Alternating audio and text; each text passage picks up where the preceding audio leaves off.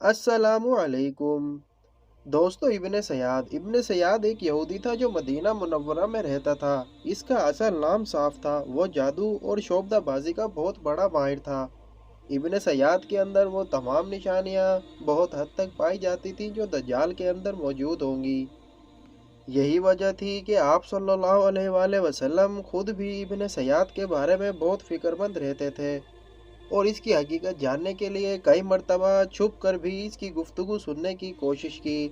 अलबत्ता आप सल्लल्लाहु अलैहि वसल्लम ने आखिर तक इसके बारे में कोई वाज़ेह बात नहीं बताई कि इब्न सयाद ही दज्जाल है। इसी तरह सहाबा कराम में भी कुछ अकाबिर सहाबा इब्न सयाद को ही दज्जाल कहते थे। हज़रत अब्दुल्ला इब्न उमर रज़ी अल्लाह ताला अन्हो से रिवायत है कि एक दिन हज़रत उमर फारूक सहाबा कराम की एक जमात में शामिल होकर नबी करीम सल्लल्लाहु अलैहि वसल्लम के साथ इब्न सयाद के पास गए और उन्होंने इसको यहूदियों के एक महल्ला बनी मुगाला में खेलते हुए पाया। वो इस वक्त बालिग होने की उम्र के करीब था। इब्न सयाद इन सब की आमद से बेखबर अपने खेल में मशगूल रहा, यहाँ तक कि आप सल्लल्लाहु अलैहि वसल्लम ने इसकी पुश्त पर अपना हाथ मारा और जब वो मुतवज्जा हुआ तो आप सल्लल्लाहु अलैहि वसल्लम ने इससे सवाल किया कि क्या तू इस बात की गवाही देता है कि मैं अल्लाह का रसूल हूँ। इब्न सयाद ने यह सुनकर गुस्से भरी नज़रों से आप सल्लल्लाहु अलैहि वसल्लम की तरफ देखा और कहा, मैं गवाही देता हूँ कि तुम उम्मियों यानी नाख्वानदा लोगों के रसूल हो। और फिर इसने आप सल्लल्लाहु अलैहि वसल्लम से पूछा कि क्या तुम इस बात की गवाही देते हो कि मैं खुदा का रसूल हूँ। आप सल्लल्लाहु अलैहि वसल्लम ने इसको पकड़ लिया और खूब ज़ोर से भींचा और फरमाया, मैं खुदा पर और इसके रसूलों पर ईमान लाया। इसके बाद आप सल्लल्लाहु अलैहि वसल्लम ने इससे पूछा कि ये बता कि तू क्या देखता है, यानी गैब की चीज़ों में से तुझे क्या नज़र आता है। इसने जवाब दिया, कभी तो मेरे पास सच्ची खबर आती है और कभी झूठी। रसूल सल्लल्लाहु अलैहि वसल्लम ने इसकी ये बात सुनकर फरमाया, तेरा सारा मामला गुड़मुड़ हो गया है। फिर आप सल्लल्लाहु अलैहि वसल्लम ने फरमाया, मैंने तेरे लिए अपने दिल में एक बात छुपा रखी है, वो क्या है। इब्न सयाद ने जवाब दिया, वो पशीदा बात जो तुम्हारे दिल में है वो दुख है। आप सल्लल्लाहु अलैहि वसल्लम ने यह सुनकर फरमाया, दूर हट, तू अपनी औकात से हरगिज़ आगे नहीं बढ़ सकेगा।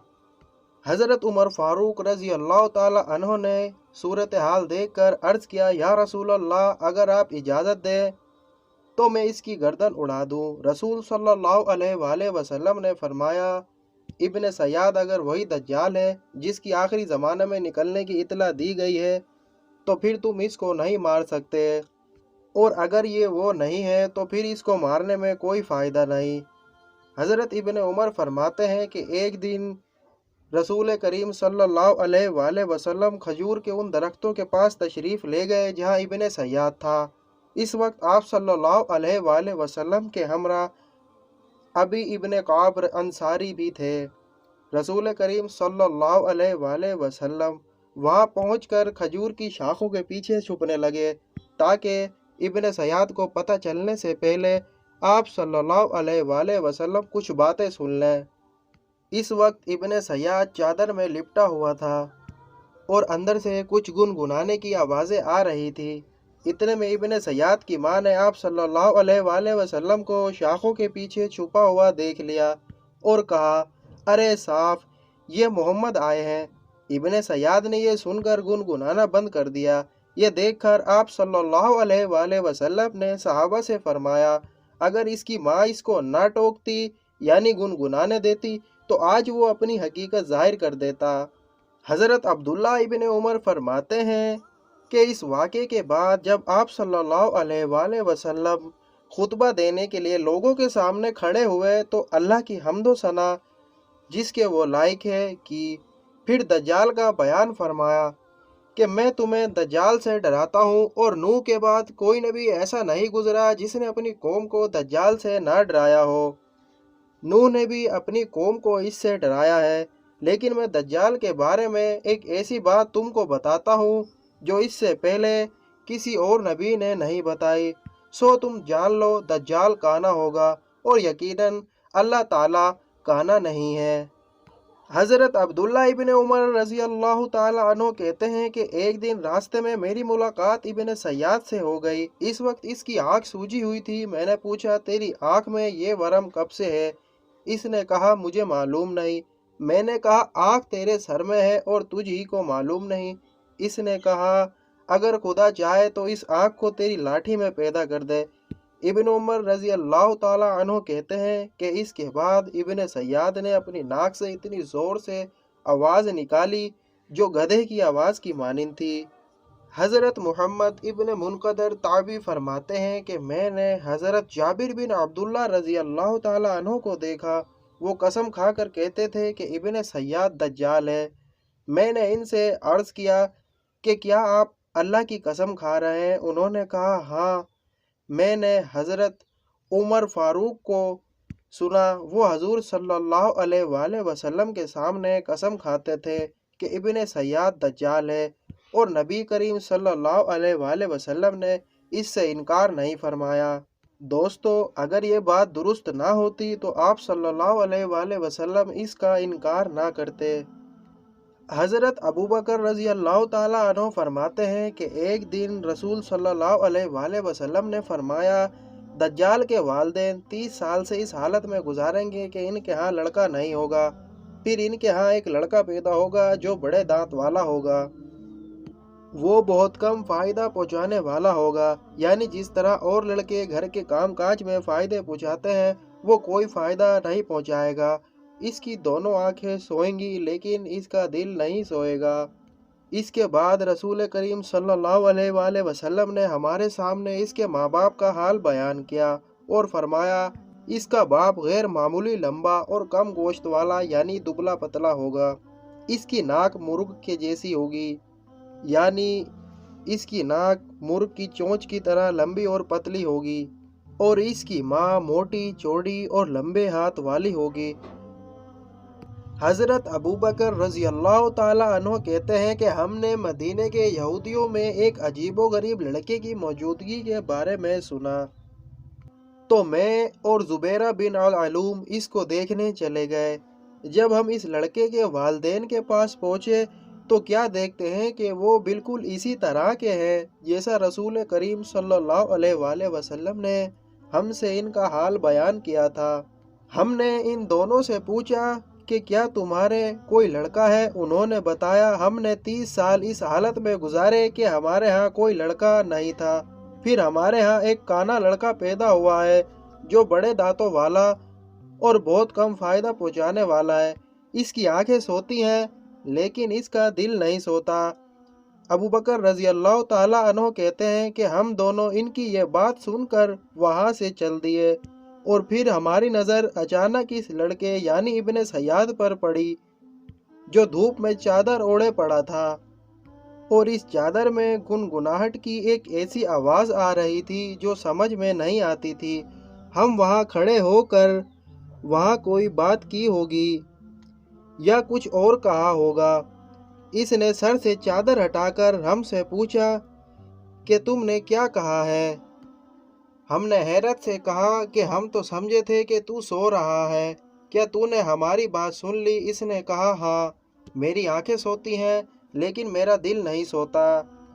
حضرت ابو سعید خدری رضی اللہ تعالیٰ عنہ کہتے ہیں کہ ایک مرتبہ میرا اور ابن سیاد کا مکے کے ساتھ سفر ہوا، اور وہ مکہ کے سفر میں میرے ساتھ ہو گیا۔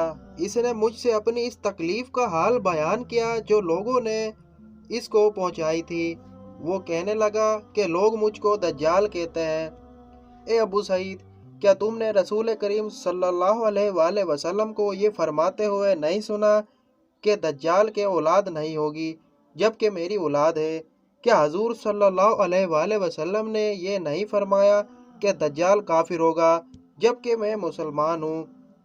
کیا یہ آپ کا ارشاد نہیں ہے کہ دجال مدینہ اور مکہ میں داخل نہیں ہو سکے گا جبکہ میں مدینہ سے آ رہا ہوں اور مکہ جا رہا ہوں؟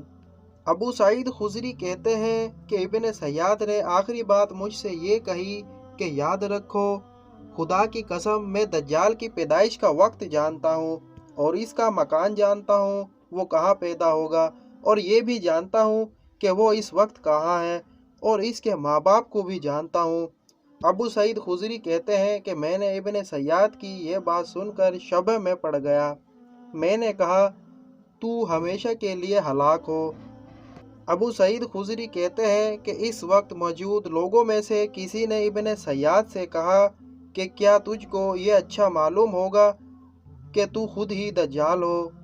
ابو سعید خضری کہتے ہیں کہ اس نے یہ سن کر کہا ہاں، اگر لوگوں کو گمراہ کرنے، فریب میں ڈالنے اور شعبدہ بازی کرنے کے لیے مجھے وہ تمام چیزیں دے دی جائیں جو دجال میں ہیں تو میں برا نہیں سمجھوں گا۔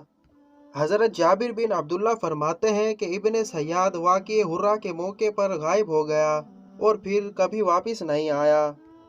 حسان بن عبد الرحمن نے اپنے والد سے روایت کی ہے، انہوں نے فرمایا کہ جب ہم نے اصفہان فتح کیا تو ہمارے لشکر یہودیہ نامی بستی کے درمیان ایک فرسخ کا فاصلہ تھا، چنانچہ ہم یہودیہ جاتے تھے اور وہاں سے راشن وغیرہ لاتے تھے۔ ایک دن میں وہاں آیا تو کیا دیکھتا ہوں کہ یہودی ناچ رہے ہیں اور ڈھول بجا رہے ہیں۔ ان یہودیوں میں میرا ایک دوست تھا۔ میں نے اس سے ان ناچنے گانے والوں کے بارے میں پوچھا تو اس نے بتایا کہ ہمارا وہ بادشاہ جس کے ذریعے ہم عربوں پر فتح حاصل کریں گے آنے والا ہے۔ اس کی یہ بات سن کر میں نے وہ رات اسی کے پاس ایک اونچی جگہ پر گزاری، چنانچہ جب سورج طلوع ہوا تو ہمارے لشکر کی جانب سے غبار اٹھا۔ میں نے دیکھا کہ ایک آدمی ہے جس کے جسم پر ریحان کی قبہ تھی۔ دوستو، ریحان ایک خوشبودار پودے کو کہتے ہیں، اور یہودی لوگ ناچ گا رہے تھے۔ جب میں نے اس مرد کو دیکھا تو وہ ابن سیاد تھا۔ پھر وہ یہودیہ بستی میں داخل ہو گیا اور ابھی تک واپس نہیں آیا۔ لیکن دوستو، حضور صلی اللہ علیہ وآلہ وسلم نے آخر تک اس کے بارے میں کوئی حتمی بیان نہیں فرمایا کہ ابن سیاد ہی دجال ہے، لیکن اکثر علماء کے درمیان یہی رائے ہے کہ ابن سیاد ہی دجال تھا۔ دوستو، اس بارے میں آپ کی کیا رائے ہے؟ کمنٹ میں ضرور آگاہ کیجیے۔ دوستو، ہمارے channel destruction world T V کو لازمی سبسکرائب کریں، دوستوں کے ساتھ شیئر کریں اور مزید نئی انفارمیٹو ویڈیوز کے لیے بیل آئیکن پر کلک کریں۔ اپنا اور اپنے پیاروں کا خیال رکھیے گا۔ ملتے ہیں نئی ویڈیو میں، تب تک کے لیے اللہ حافظ۔